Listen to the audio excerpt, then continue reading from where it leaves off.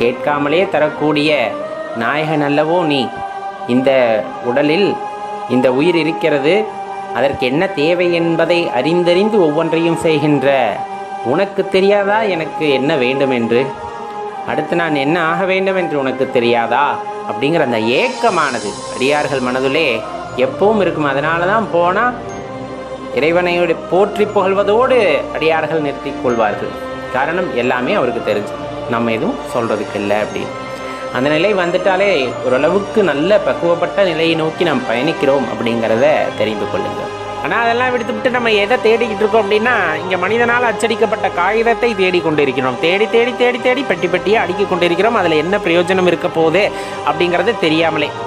அது இல்லாமல் ஏதாச்சும் பண்ணிட முடியுமா அப்படின்னு உங்களால் திருப்பி அந்த கேள்வியை கேட்க முடியும். கண்டிப்பாக இந்த மாதிரி மாயையில் இருக்கும்போது அந்த காகிதம் இல்லாமல் எதுவும் பண்ணத்தான் முடியாது. ஆனால் காகிதம் இல்லாமல் அன்பு செலுத்த முடியும்.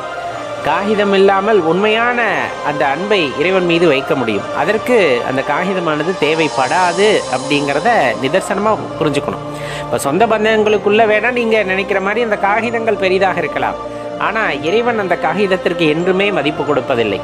அதைவிட விலை மதிப்பு மிக்க உங்களையும் உங்களுள் அந்த உயிரையும் இறைவன் கொடுத்திருக்கிறார். அப்படிங்கும்போது அதைத்தான் ஒரு பெரிதாக நினைப்பாரை தவிர, அந்த உயிர் தனக்கு திரும்ப செலுத்துகின்ற அன்பை தான் பெரிதாக நினைப்பாரே தவிர, நீங்கள் வைத்துள்ள காகிதங்களின் எண்ணிக்கையை பொறுத்தோ அந்த காகிதங்களால் நீங்கள் காட்டுகின்ற பகட்டையோ அவர் பெரிதாக என்றுமே எடுத்துக்கொள்வது இல்லை, எடுத்துக்கொள்ளவும் மாட்டார். அப்படிங்கிறத தெளிவாக தெரிந்து கொள்ள வேண்டும்.